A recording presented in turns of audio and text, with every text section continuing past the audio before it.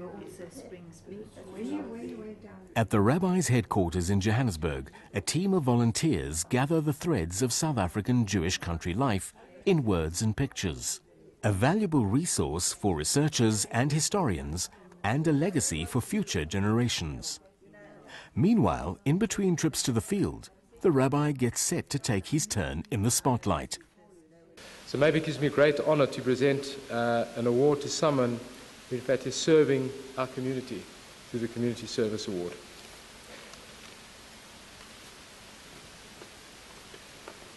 The award for community service is Rabbi Moshe Silberhaft.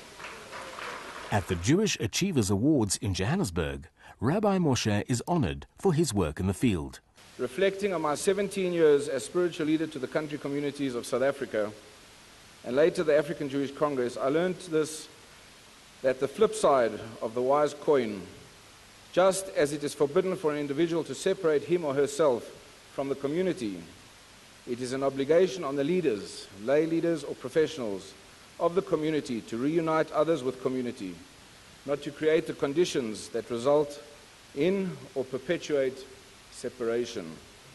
They, my dear friends, are a remnant which still remains in the country towns of southern Africa, whether it comprises a tiny farming community, a businessman or a professional and his family, or a lone Jew left to his or her own devices in the Hamadulas.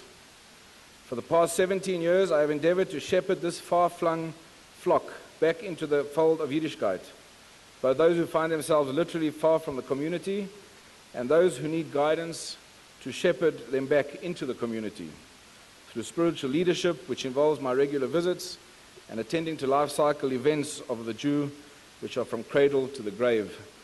I don't judge my congregants if they drive on Shabbat, they don't eat kosher, keep their businesses open, or even if they're married out of the faith.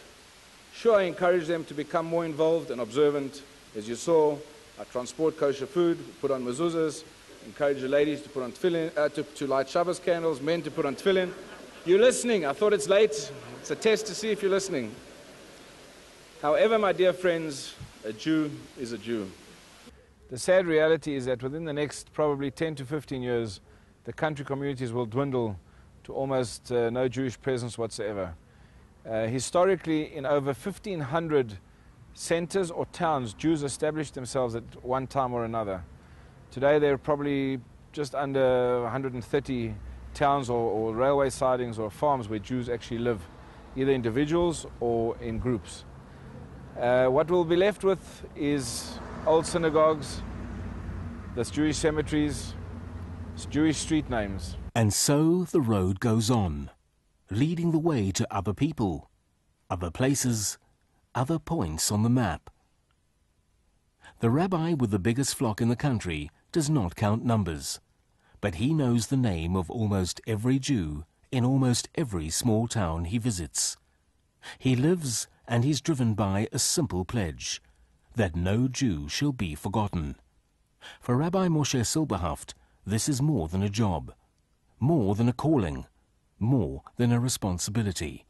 This is the country he calls home, and this is his covenant. Thank you, thank you, thank